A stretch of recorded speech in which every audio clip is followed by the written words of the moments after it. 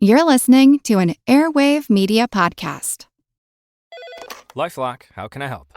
The IRS said I filed my return, but I haven't. 1 in 4 tax-paying Americans has paid the price of identity fraud. What do I do? My refund, though. I'm freaking out. Don't worry, I can fix this. LifeLock fixes identity theft guaranteed and gets your money back with up to $3 million in coverage. I'm so relieved. No problem. I'll be with you every step of the way.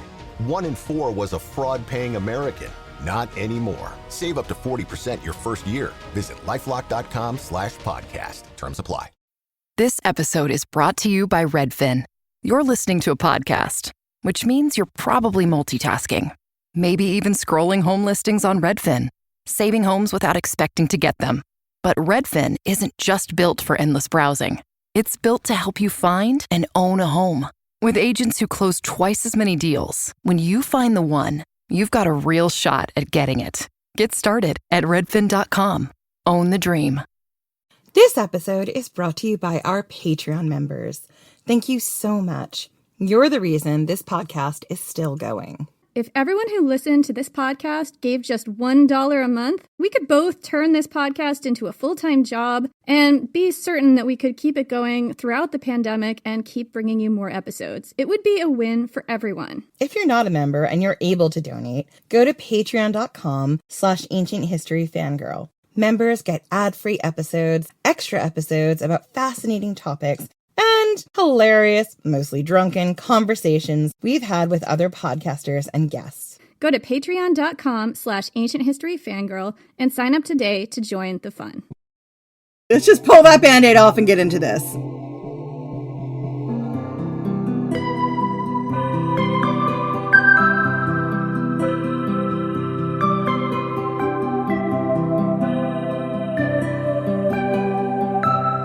I'm Jenny Williamson.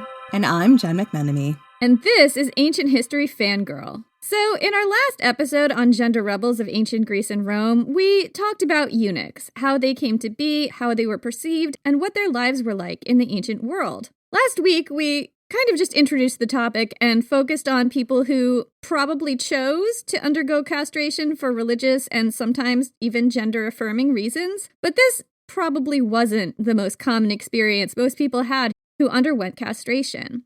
Enslaved people were castrated as well, and this cannot be said to be consensual. We're just getting right into it, you guys. We're not even stopping to chit-chat. We're just diving right into the deep end right now. And I'm just going to say, most of our episodes deal with difficult and violent topics. You know, you've been listening to us for almost 4 years. Let's be honest, we're talking about the ancient world. People did some really wild stuff that I look back on it and I'm like, how did people survive? Oh, I wouldn't make it. I would not have reached the age I am now if I lived in the ancient world. I mean, I might be a gothic warlord at some point. Maybe I just get killed real early. I have no idea. I have no idea. I mean, I think I would probably go down the whole witchy woman. I would definitely be like trying to scare people into letting me gather my bones in the graveyard or whatever. One strategy we said we could probably pull off is the two of us could be one Batavi warrior. Yeah, we'd be a really good Batavi warrior. Just one, though, between us. The reality is that in the ancient world, unless you were pretty highborn, life was going to be real tough for you. We wouldn't last that long, you guys. That's basically what we're saying. I know where I fit into society. So, we're just giving you a little caveat because this episode is especially disturbing. This episode deals with castration in the context of child sex slavery. So be warned, we're about to delve into some very dark territory. It's going to continue getting darker. If these are things that you don't want to listen to, just skip this episode. There'll be another one next week. It was hard for us to research and write, but we felt it was important to cover it. But if you are not in a place where you want to hear about this stuff, totally understood. This is your warning. But I'm just going to say this once again. This is another arrow in your sort of like quiver for when someone says ancient Greeks and Romans, they were just such an idealistic society. When you turn around and say, for who? For whom? You know, whenever any dude bro with a smattering of classics education starts to opine on the ancient Romans and their democracy and how they should bring it back, maybe that's not such a great idea, guys. This whole series, we've given you many reasons, but this is perhaps like one of the most disturbing reasons why. So let's just pull that Band-Aid off and get into this. There was a specific kind of enslaved person on the Roman slave market called Pure delicatus. The translation for this is like sweet treat or candy or delicious, which is what delicatus means, essentially. Yeah. God. Yeah. These enslaved people were young boys, usually prepubescent, chosen for their physical beauty and castrated to preserve their youth and beauty. They were sold as sex slaves to wealthy male buyers. This would typically happen to young boys deemed the most beautiful. The most popular look involved long, wavy blonde hair. This was the look associated with Ganymede, Zeus's cupbearer and a rare male victim of his sexual violence. If a young boy who fit that look happened to fall into slavery, he was in danger of castration because castrating a child could increase his value in the slave market by a lot. However, there are also accounts of this happening to boys in toddlerhood or even infancy.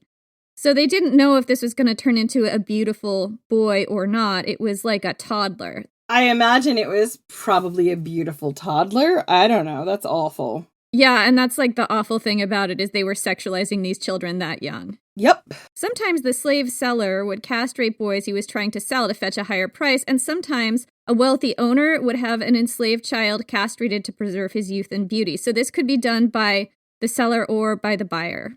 Here we're going to talk about how this process was actually done, which might be disturbing to some people if you're not already disturbed. So go ahead and skip ahead, maybe a couple of minutes, and we'll still be here disturbing you some more. So the method typically used on child victims of castration was compression. This is one of the methods discussed by Polyvagina, a physician from the 7th century. He describes a process by which young boys would soak in a hot bath, softening the testicles. Then, their testicles would be squeezed with the fingers, quote, until they disappeared. So it's a bit hard to parse out whether this is medically possible, whether something is lost in the translation here, or how realistic this description really is. But it's what we have, and the picture we're getting here is that these children's testicles were crushed to the point of permanent injury. And no pain control was given for this or any of the other methods of castration that I've described, by the way, that I've seen. The things I've seen about pain control for castration involve the process and how it was done in later times, like the Byzantine Empire and China. One method I saw discussed pressing down on an artery in the neck to make the child pass out, and then performing the operation. Again, I'm not sure if that was done in ancient Greek or Roman times, and I'm not sure if that's medically realistic either. I just don't know. For a child who underwent castration this young, a lot of the physical processes that happen in puberty wouldn't happen. People castrated in childhood typically did not undergo vocal changes, didn't grow a larger or more muscular frame, and retained a more feminine look, more so than eunuchs who were castrated in adulthood. In later times, boys were castrated to sing in operas and Catholic church choirs in Italy as late as the 1800s. So this was in later times specifically done to preserve the voice. I mean, sure, but let's call it the voice, but also it was still a very predatory, pedophilic thing that was happening that then was the voice. Okay. You know, there's a real deep rabbit hole we could go down about the Catholic Church and carrying forward this tradition of abusing children in this way from Roman times. It's all Erastes Romanos when you think about it, going down through the lines. I know. As a lapsed Catholic, I'm not here to take any shots at people's practicing religion. This is all stuff that's been well documented, and you can see its roots in ancient history. And that's really all we're trying to say here. And it came from somewhere and it continued somewhere else. Yeah, absolutely. So let's keep going. So the puer delicatus was essentially a sex slave, a child in an incredibly vulnerable, dangerous, and damaging position in the household of a wealthy Roman man. These relationships might look like the Greek or Romanos Erastes relationships, and were probably fetishized and idealized as a form of those, but in reality, the child here was in an even more vulnerable position than a typical Romanos in ancient Greece. So the Romanos and the Romanos Erastes relationship at least had some social standing and protection, although that relationship was also incredibly abusive and exploitative. And horrible. We're not saying this is good here. It's just like there's even a lower level you can go if you believe it. I mean, there's always a lower level. Yeah. The relationship between a puer delicatus and his ancient Roman owner was far more socially imbalanced. It was a master-slave relationship with zero benefit. ostensible or otherwise, to the submissive person. It was just about sexual dominance of a child. It's fucking disgusting. And to be clear, so is the general, traditional Erastes-Aramenos relationship. Not disagreeing with that either. Also fucking disgusting. But the boy was supposed to be able to say no, ostensibly. And when we talk about this in our episode on Hadrian and Antinous, which is on our Patreon at the $5 level, we do go into, the dynamics of consent there and why this obviously wasn't real consent, even if it wasn't and obviously we're dealing with children, so it's not consent anyway. But at least ostensibly, there was supposed to be some layer of consent here. And with this, all of the pretense was stripped away. None of that was there. It was just all about horrible sexual domination of a child. Although the trappings of Erastes Aramenos were there, and a lot of Roman men played that up because they were kind of fetishizing that. So, a puer delicatus was seen as a status symbol for his owner. They were incredibly expensive, and only high-ranking, wealthy Romans could afford them. And those who were castrated were the most expensive of all, because not all of them did undergo castration, but some of them did, and there was an incentive to do this. I've seen some estimates that a boy who had undergone castration was 3 times to 50 times more expensive as a comparable non-castrated enslaved person would have been worth. So there was a huge financial incentive to do this here. So if a slave trader acquired a boy with those fashionable Ganymede-like looks, he could castrate that boy and boost his value exponentially. He might even attract a higher class of buyer, a Roman aristocrat possibly. It was said that the more these boys resembled women, this is fucking horrible, I'm sorry, the more these boys resembled women, the more they inflamed the lust of wealthy buyers and the more they were worth. Some of the most beautiful of these boys caught the eye of emperors. I would say it's not going out on a limb to suggest that most Roman emperors kept puer delicatus, or puer delicati, often more than one in their household. The practice goes all the way back to Augustus, who had one named Sarmentus. But there's one very famous example of a puer delicatus whose life is worth looking into a little more, and his name was Sporus.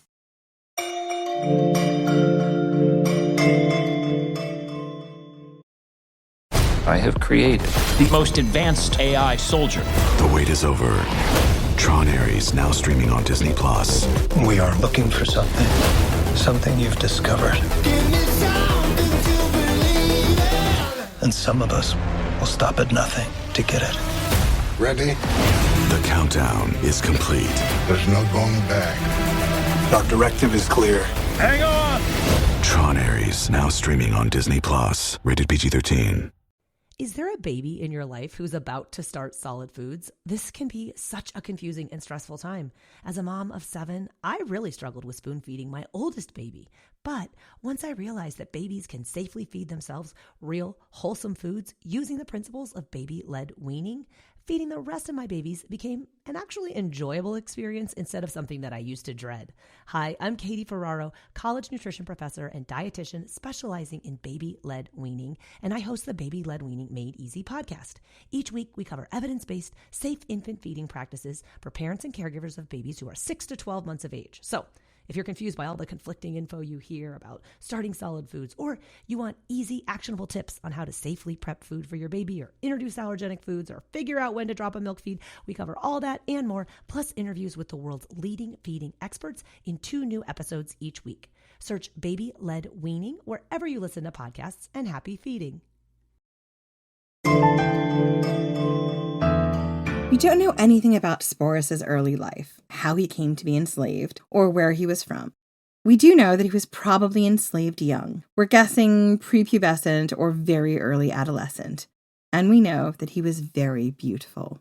He attracted the eye of the Emperor Nero. Some accounts say that Sporus resembled Nero's late wife Poppaea, whom Nero had kicked to death in an argument, but who he kind of missed after he'd killed her, and that's why Nero was willing to pay a fortune for Sporus. Soon after buying him, Nero had Sporus castrated in order to preserve his beauty. Then, Suetonius tells us that he, quote, tried to make a woman of him. Nero dressed him in women's clothes, referred to him as his empress, and made everyone else do the same, and even married him in a very public ceremony as his wife. A few years earlier, incidentally, Nero had also publicly married a freedman named Pythagoras, not the triangle guy. No, this is so much later than the triangle guy. The triangle guy is much earlier and had his own cult. This is not that Pythagoras. He did not invent the triangle. Anyway, so this was just the freedman that Nero married at a different wedding. At that wedding, Nero was the wife. Nero was very queer, or at least he's depicted that way by his biographers. It's said that the Emperor Nero called Sporus Poppaea after his late wife, who he kicked to death. Of course, undergoing castration of your own free will and adopting women's dress and a woman's name might all be gender-affirming acts if those are consensual, if that's what you choose to do. But this can't be said to be a consensual situation. For all his new title as Empress and wife of Nero, Sporus was still a child sex slave. This likely had very little, if anything, to do with his actual gender identity and everything to do with what Nero wanted him to be, which is why I'm continuing to use he/him pronouns for Sporus. Cassius Dio says Nero, quote, "use Sporus in every way like a wife," unquote. This is a child, and the reality is that these children had no protections, especially from someone as powerful as the Emperor of Rome. Nero could do anything to anybody. This was a life of genital mutilation and continual rape for Sporus and hundreds, perhaps thousands of other boys who found themselves in this position. And on top of this young child, Sporus, would have had to do a lot of emotional labor to stay safe in Nero's household. He would have had to make sure that Nero always loved him, was always charmed by him, never found him irritating or annoying or less than perfectly beautiful. Nero had assigned a high-ranking Roman aristocratic woman to be Sporus's mistress of wardrobe. So it's clear Sporus had all the tools to take very good care of his appearance. But the reality is, once again, this was a child, a prepubescent child who's trying to handle himself in this court with a man who is very unstable at the best of times and very violent. And we're going to get into what would happen if he didn't keep Nero's interest. But once again, I'm kind of thinking, okay, say Sporus at this moment is 12, 12-year-old Jen could not handle this. 12-year-old Jenny would be dead, very quickly. Yeah, exactly. 14-year-old Jen has a mouth that gets her into a lot of trouble, I know, and I think that detail about the Roman aristocratic woman who was Sporus's mistress of wardrobe, that detail stuck out to me, and I included it because I was thinking about how high Nero's expectations would have been. This kid could not slip up, not in his appearance, and I'm conjecturing not in his behavior. It's very likely that Sporus would have been acutely aware of what had happened to his namesake, the wife that Nero had loved so much and thought he resembled, Poppaea. Nero had, allegedly, kicked her to death when she complained that he spent too much time at the chariot races. So any kind of criticism at all, anything innocuous like that, Nero might kick you to death. And this is the person that Sporus resembled and that Nero called him. He must have never stopped thinking about what had happened to actual Poppaea. He's the one who looks like a beloved woman that Nero kicked to death. He got so annoyed with his former wife, allegedly, that he kicked her to death. Sometimes you look at this person who reminds you of that person and you're I see all the good things. And other times you're like, I'm going to kick you again. Nero had some baggage, I guess you could say. This is a deeply imbalanced person. And also, Sporus was not the only puer delicati that Nero had. He had others. He was a wealthy emperor. He could afford whatever he wanted. And Cassius Dio tells us what happened to those who lost his interest. He was said to tie enslaved children that he had to stakes naked and attack them wearing animal skins to, quote, satisfy his lust. I don't think Cassius Dio in that passage said explicitly that these children were puer delicati, but I think it seems pretty obvious to me that they were, or at least could have been. And even if they weren't, Sporus would have known about this and been aware that this is a thing that Nero did. So Sporus was probably every minute of every day keenly aware that if he didn't hold the emperor's favor, nobody was going to protect him from a fate like that. But that didn't stop him from occasionally speaking his mind in a very veiled way. Not long before Nero's death, it's said that Sporus gifted Nero with a ring that depicted the rape of Persephone, Hades dragging the young, beautiful Persephone into the underworld to be his wife. And it's not hard to see that as a commentary on how Sporus saw their relationship. And this gift came to be seen as a very bad omen for Nero, because not long after Nero was gifted this ring, Nero died. His death is incredibly harrowing and creepy and happened as his ultimate successor, Galba, was galloping toward Rome. Nero believed Galba would have him put to death, and he fled the palace with 4 close companions. One of them was Sporus. He wound up hiding in a villa owned by his freedman, Phaon, begging his companions to take his life, to join him in suicide, to lament and wail for him. And this last request was specifically directed at Sporus. Ultimately, it was Nero's secretary who helped him take his own life.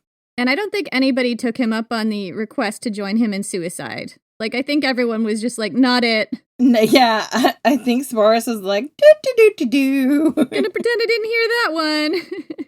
We actually covered Nero's death in one of the Praetorian Guard episodes, which we just re-released. So right before the Gender Rebels series, I think it's in Praetorian Guard's Caligula and Friends. So if you want to just review that, it's worth a second listen. It's really, really vivid how it's described. So Nero's death plunged Rome into an incredibly unstable and violent time called the Year of the 4 Emperors. As a very visible member of Nero's household, one of the 4 closest to Nero in the world, this left Sporus in an incredibly dangerous position. Incoming usurpers were often not kind to the people who had been close to their rivals. Sporus faced being put to death, exiled, and having everything he owned confiscated, assuming he owned anything as an enslaved person, not really clear, and any number of other horrible fates. What happened next shows that Sporus had very finely honed survival instincts. No doubt he used the most potent weapon that he had, his beauty, and his resemblance to Poppaea. When next we hear of Sporus, he had found another powerful protector, Nymphidius, the Praetorian prefect who'd persuaded Nero's guard to desert him on the night of his death. Like Nero, Nymphidius used Sporus as a sex slave, referring to him as his wife and calling him Poppaea.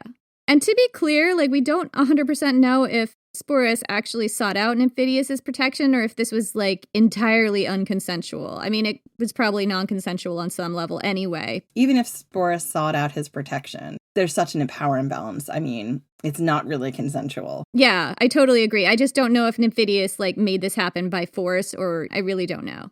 Nymphidius didn't last long. He was killed soon after Nero's death by his own guard when he tried to make himself emperor. Not long after that, Sporus turned up in the household of Otho, the 3rd emperor to hold the throne that year. Otho had been married to the original Poppaea before Nero was, and it's possible Sporus, just trying to survive, used his resemblance to her to gain Otho's interest and protection. And it's likely that Otho also used him as a sex slave. Otho lasted about 3 months as emperor before he was deposed by another usurper, Vitellius. Vitellius was a very large, brutish man with a reputation for gluttony, and this time, Sporus was unable to gain his protection. According to the ancient sources, after deposing Otho, Vitellius planned to execute Sporus in a reenactment of the rape of Persephone during a gladiator show. Sporus ended his life rather than go through with this. And that is so dark and reminds me so much of there's an episode on our Patreon that we did called Mythological Ways to Die in the Arena, where I kind of looked at all of the different horrifying ways in which people died, like myth reenactments in the arena. They really did do that. It's really horrifying. So that was the extremely sad and violent life of Sporus. There's another puer delicatus whose life I'm also going to talk about, and his name was Irinus. He lived in the court of the Emperor Domitian about 24 years after Nero's death. We don't know that much about Irinus' life. Most of what we do know comes from poems by 2 poets, Martial and Statius. So here's what we do know. Irinus was a boy from Pergamum, a town that was once part of Greece, but is now in northwestern Turkey. We're not sure if he was born in slavery or sold into it, but we do know that he was young and attractive enough to catch the emperor's eye. At some point in his childhood, he was sent to the court of Domitian. It's said Domitian fell in love with the boy, and that he had him castrated to preserve his youth and beauty, although some accounts say that he was castrated before he came to Domitian's court. It's a little fuzzy about exactly when the castration happened. We don't know much about their relationship, but we do know 2 things. That at some point, Domitian freed him from slavery, and not long after that, Irinus cut his long, beautiful hair and dedicated it to the god of healing, Asclepius. We're not sure how long Irinus had been with Domitian by then, but we do know that Domitian had been emperor for about 11 years at this point. He was around 42. And we're not exactly sure how old Irenaeus was, but he was probably a teenager. This event, as we said, was commemorated by the poets Martial and Statius, which are the two main sources for Irenaeus' life, and these poems are weird. They both fawningly praise Domitian's relationship with Irenaeus, praise their love, comparing them to Zeus and Ganymede, Zeus's beautiful boy cupbearer who he kidnapped and raped and who is kind of an archetype for puer delicatae everywhere. It's extremely creepy. And they also rail against the cruelty of castrating children and using them for sex slaves, which is exactly what Domitian did with Irenaeus. So it's like these poems are really confused. And we're actually going to cover these poems on our Patreon because they are really weird and really confusing. And they have everything to do with who Domitian was and what it looked like to be around in his court and sort of navigating this very volatile emperor. So anyway, I do want to talk about the significance of Irenaeus cutting his hair, because some scholars have cast this act as another subtle act of resistance, kind of like Sporus giving that ring to Nero. The Emperor Domitian may have ordered Irenaeus castrated so that he would never grow up. Maybe it's not clear if he did that or if it was done before Irenaeus came to his court. But in ancient Greece, where Irenaeus was from, cutting one's hair and dedicating it to a god was an important coming-of-age ritual for boys. In other words, as soon as Domitian freed Irenaeus, he went expressly against the way the emperor saw him and went through a ceremony that marked a transition from boy to man. You could see it as an act of defiance. You definitely could see it that way. So was Domitian angry at Irenaeus' behavior? No. Instead, he had some poems commissioned to commemorate this event. And at some point around this time, Domitian made it illegal to castrate children in the Roman Empire. Why he did this was unclear. Some ancient sources say it was to insult the memory of his older brother Titus, who had ruled before him and who, Suetonius tells us, quote, had a troop of eunuchs, end quote.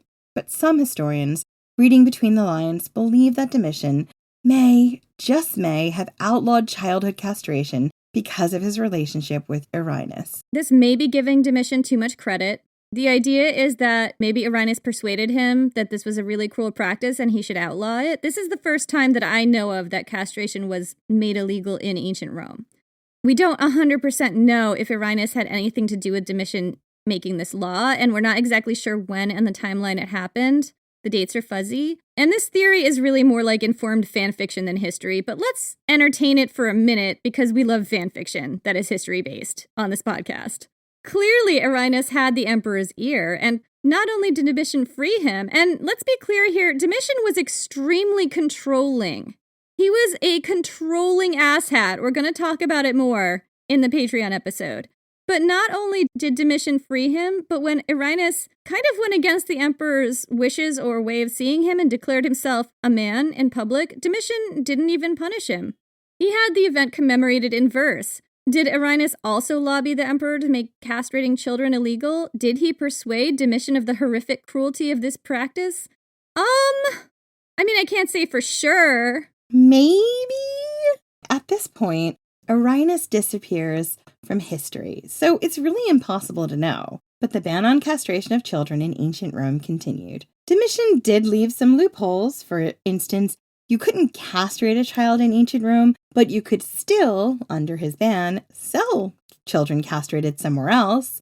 Although he also put a cap on prices, so that slave traders couldn't charge extremely high prices for these poor, castrated, enslaved children, so there was less financial incentive to do this to children, we hope. Thanks, Domitian.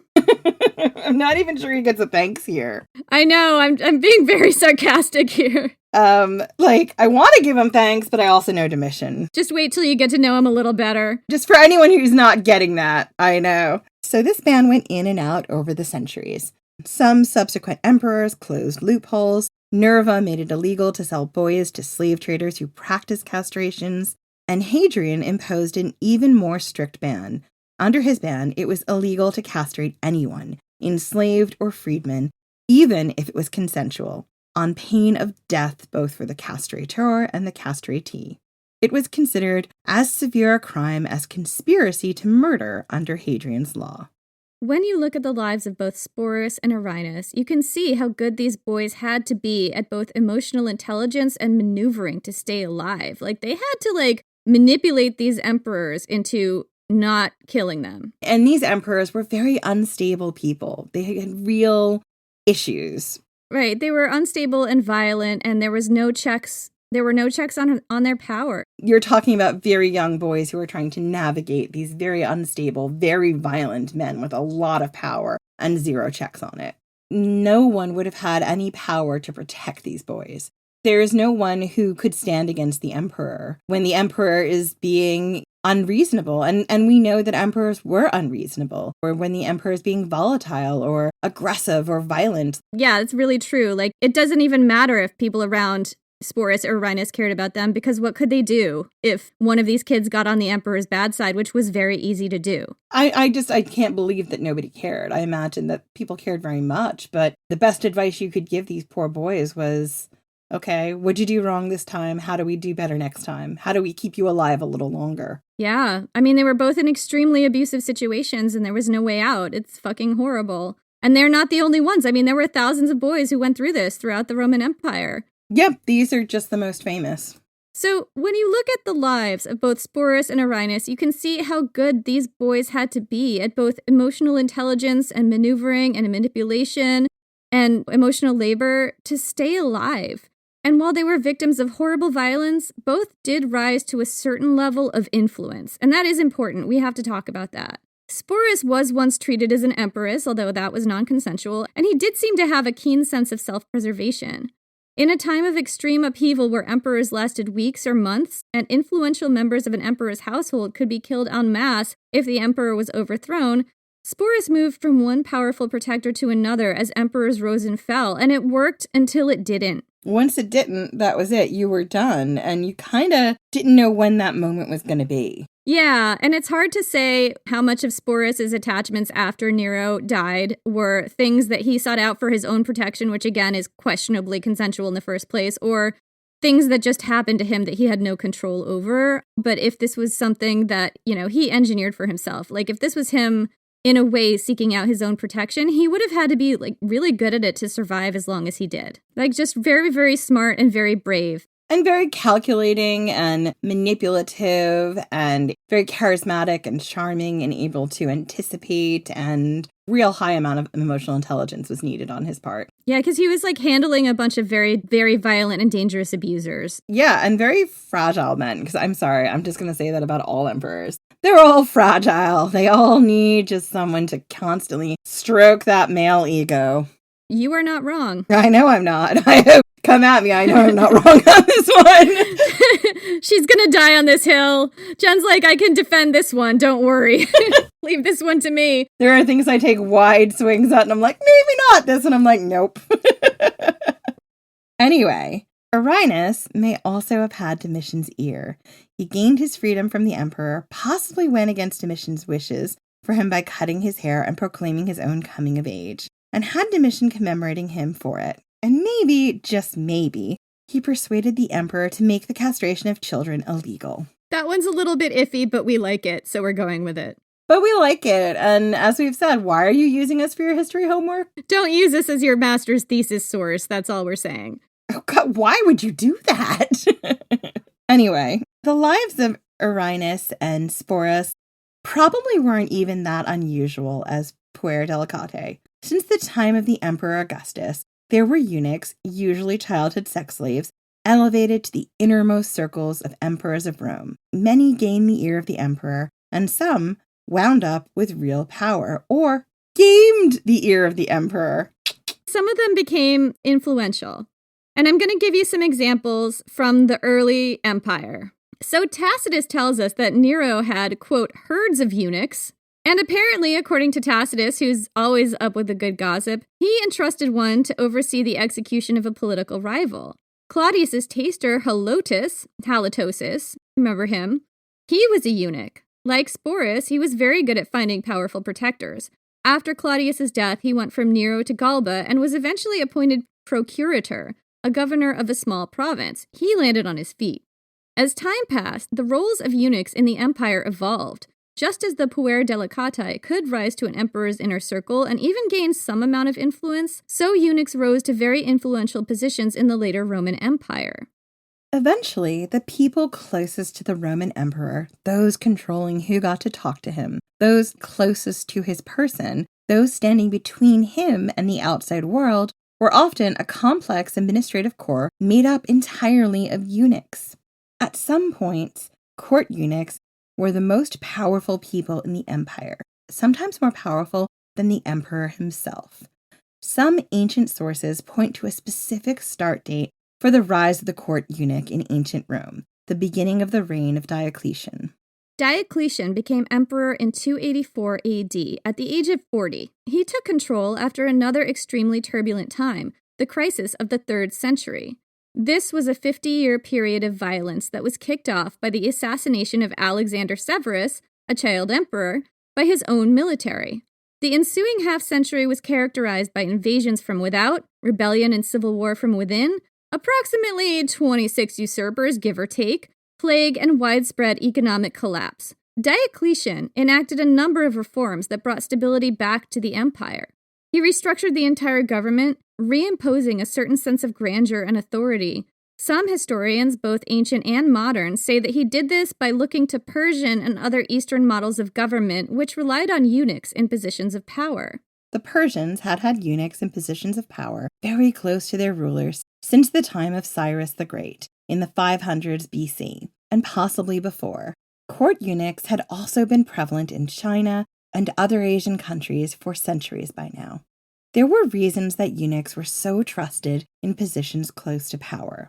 One was that as men with supposedly no sex drive, eunuchs were trusted to guard court harems and women's quarters in palaces. Of course, it isn't true that eunuchs have no sex drive and are incapable of sex, and women sometimes had very steamy affairs with eunuchs. That's true. Sometimes the women in the harem were having affairs with the eunuchs guarding the harem. Infamously, the Roman poet Martial, the same guy who wrote about Erinus, complained about this sometime between the 40s and 104 AD, I'm not exactly sure. He has this really salty comment in one of his poems, quote, "Do you ask, Panicus, why your Caelia only consorts with eunuchs?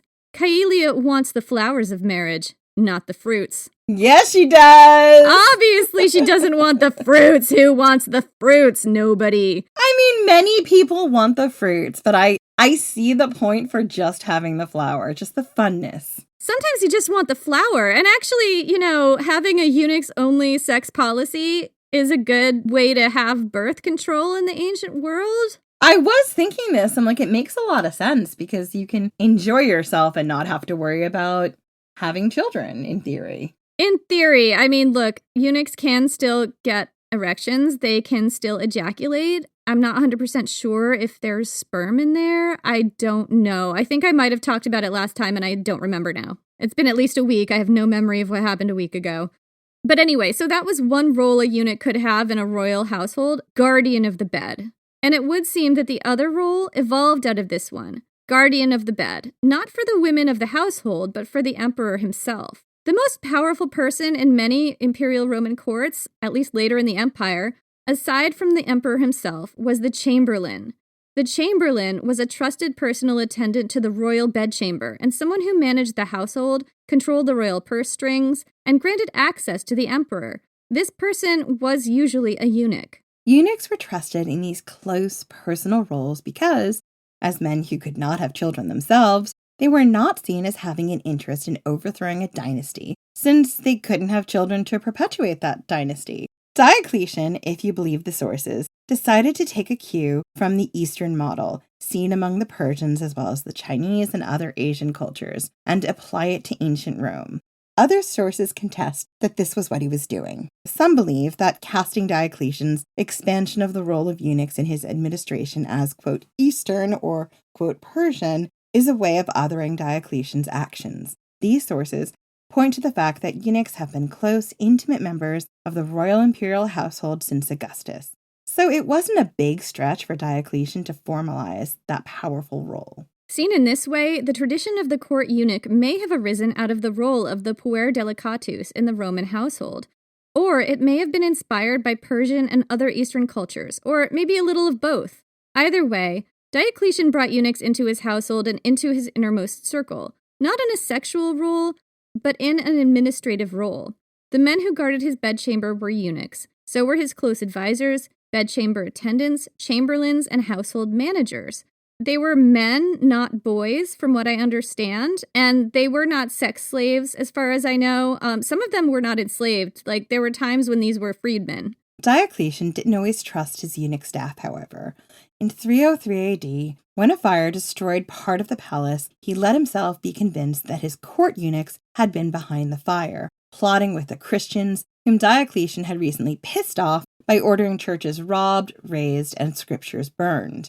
Diocletian, in a paranoid fury, ordered all his palace eunuchs tortured and executed.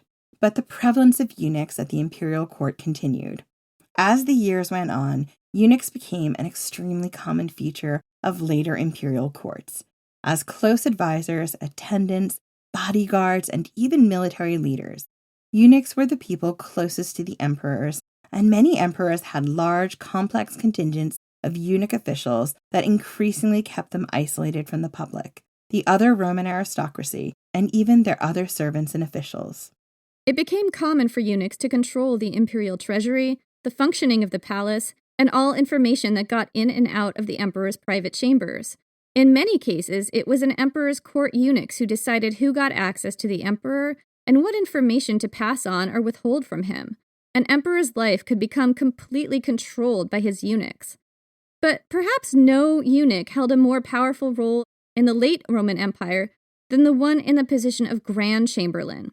The Grand Chamberlain was the head eunuch.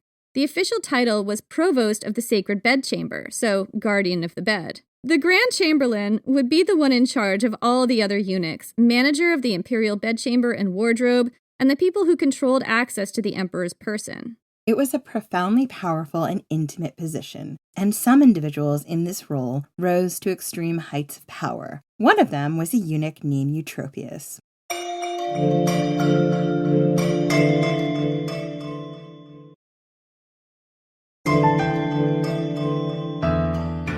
Eutropius lived in the 300s AD.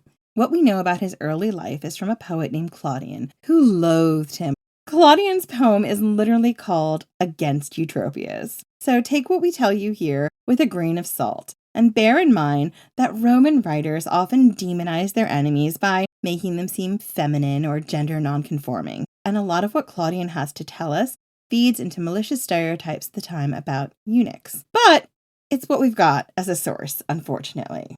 According to Claudian, Eutropius was castrated as a very young child, maybe even in infancy, and sold as a child sex slave. Claudian tells us he was sold and sometimes passed along as a gift from household to household among soldiers, officers, and others. And he definitely describes the fact that Eutropius was sold to different people as like a bad thing about his character. Like he failed to keep people's interest and they just wanted to get rid of him. He's like he was a puer delicatus and he was bad at it.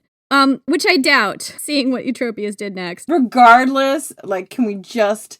Claudian, you are talking about the exploitation of a child. He's in ancient Rome. He doesn't think that's wrong. Ugh. So eventually, Eutropius aged out of being a puer delicatus, because that's the thing. Sometimes these boys age out, and we haven't even talked about what happens to them afterwards. I mean, in the case of Sporus, they don't survive. Claudian says that as Eutropius grew older, he became less and less desirable as a slave. And I'm going to quote here. This quote is really wild. Quote, "When he became but a foul, corpse-like body, a mass of senile, pendulous flesh, his masters were anxious to rid their houses of him by giving him away as a present, and made haste to foist the loathsome gift on an unsuspecting friend." I mean, Eutropius was probably 18 at this point? Past his prime.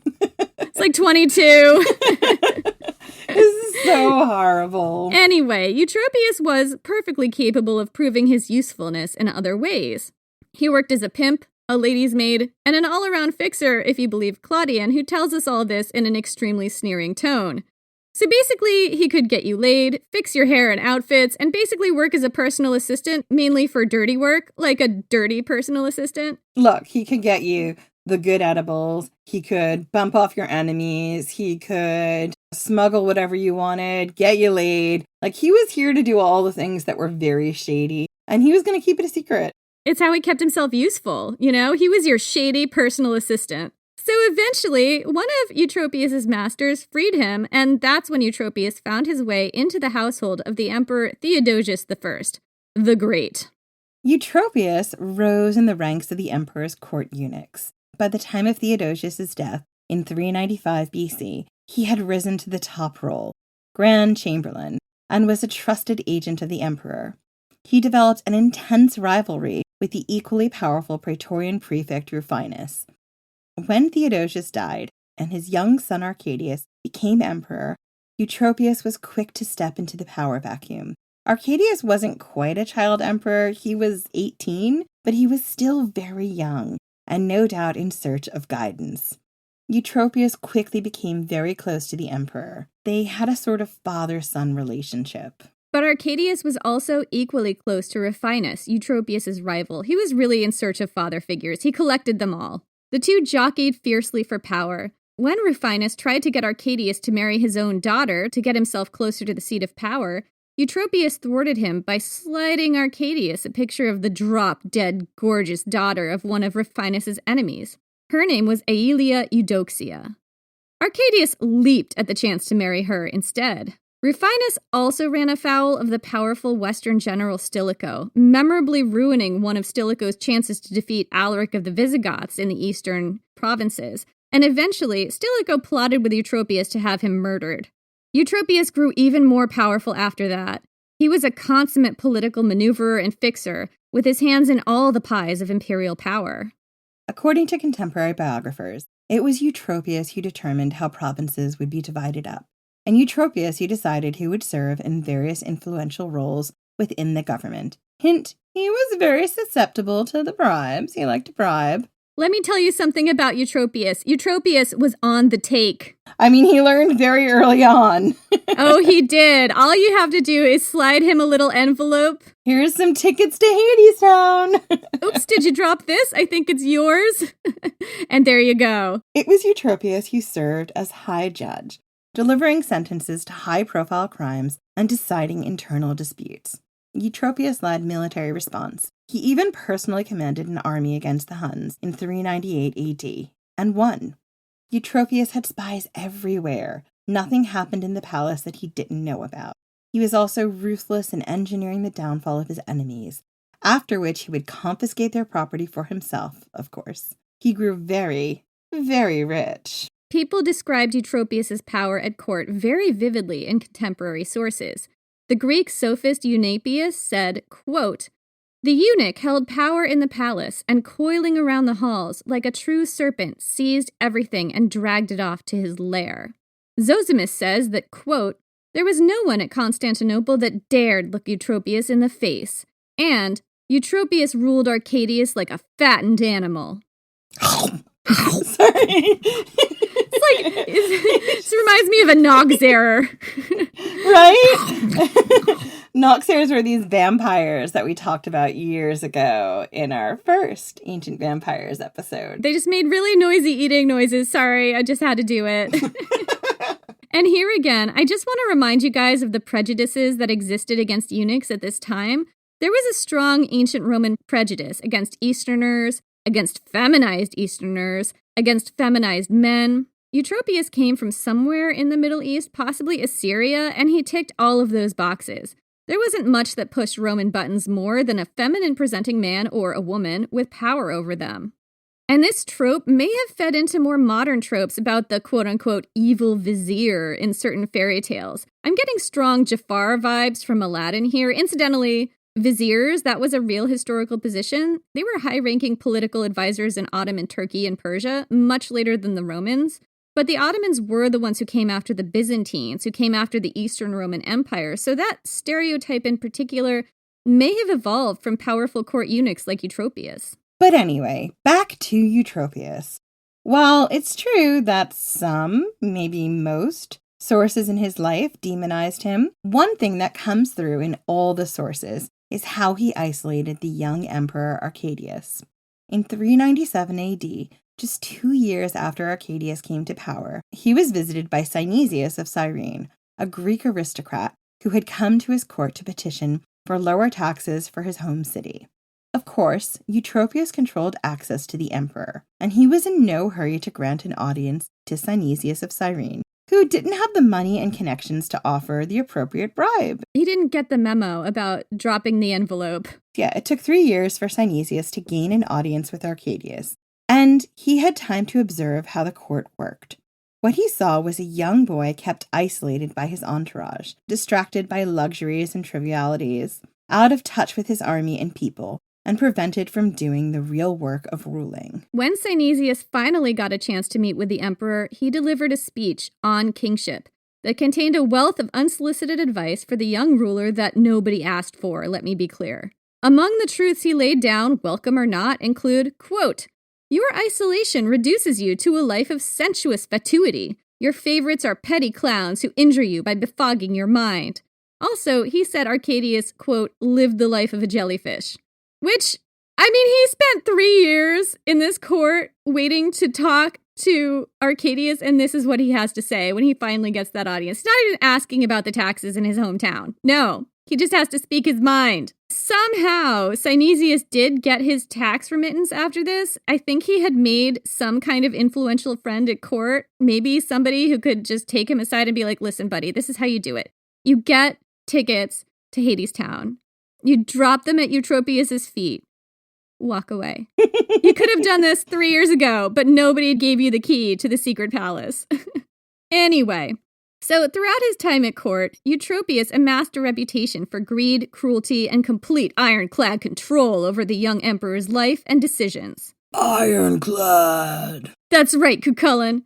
In 399 AD, Eutropius prevailed upon Arcadius to make him consul, head of the Roman Senate, which at this point was a figurehead position but was still very influential. This was a serious misstep. See, Eutropius forgot how bigoted and heteronormative the Greeks and Romans were. Everyone, the public, the nobles, the senators, everyone was enraged at having a eunuch in the position of consul. Having a feminine presenting man as the power behind the throne was one thing, but having one rule openly? This was an insult to all the manly men, the impenetrable penetrators everywhere in the empire. "We are the impenetrable penetrators. This shall not be tolerated." Exactly.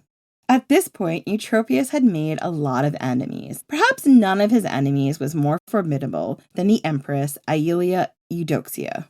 Eutropius had gotten Eudoxia her gig as empress, but their relationship had soured.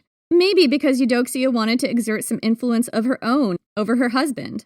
There was room for only one power behind the throne, after all, and Eudoxia thought it should be her. Eudoxia and Eutropius were constantly plotting and maneuvering against each other, and now, with everyone furious at Eutropius' new appointment, Eudoxia saw an opportunity to rid herself of a powerful rival once and for all. She complained to Arcadius about Eutropius' incessant plotting, and Arcadius ordered him stripped of all of his power and exiled. Eutropius fled to the sanctuary of St. Sophia, a place where he had powerful friends. Famously, he cowered under the altar, hiding while the early Christian father, John Chrysostom, delivered a sermon. But soon Arcadius' soldiers caught up with him, and Eutropius was dragged out from under the altar in a most undignified fashion and sent to exile in Cyprus. All his property was confiscated, and eventually he was beheaded. His name was stricken from all official documents, and he became damnatio memoriae. But the tradition of the court eunuch did not die. It only got stronger as the Eastern Roman Empire evolved into the Byzantine Empire. In the Byzantine court, eunuchs had their own separate hierarchy and career path, ruled by archi-eunuchs. That was the job title, archi-eunuchs, who worked directly under the emperor. They were his most trusted agents. Some served as generals. At certain points in history, these were no longer enslaved people. They were free, and castration was a job requirement. People chose castration so they could qualify for high-level government positions. The Byzantine Empire lasted until around 1453, and while the position of eunuchs declined in its later years, the tradition did not disappear entirely. It continued on in the Ottoman Empire up until the early 1900s. In some Asian countries, the tradition went on even longer. The last surviving imperial eunuch of China died in 1996 at the age of 94. So that's it for this week. Join us next week for a new episode. In the meantime, catch up with us on Twitter at Ancient Hist Fan or on Instagram and Facebook at Ancient History Fangirl. And consider joining our Patreon. You can join at patreon.com/Ancient History Fangirl. And don't forget, we have a book coming out, Jenny. We do. We're so excited about it. You can pre-order that book on our website. There's going to be a page that gives you all the requisite links. Please do that. It's called Women of Myth. It's about women in mythology all over the world, and we're so excited about it. We cannot wait to share these stories with you.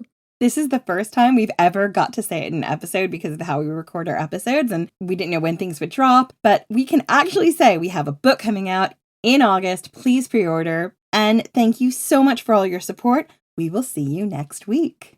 It's at ancienthistoryfangirl.com. You can find links to places to pre-order there. Please visit, and we will see you next week. Thank you so much.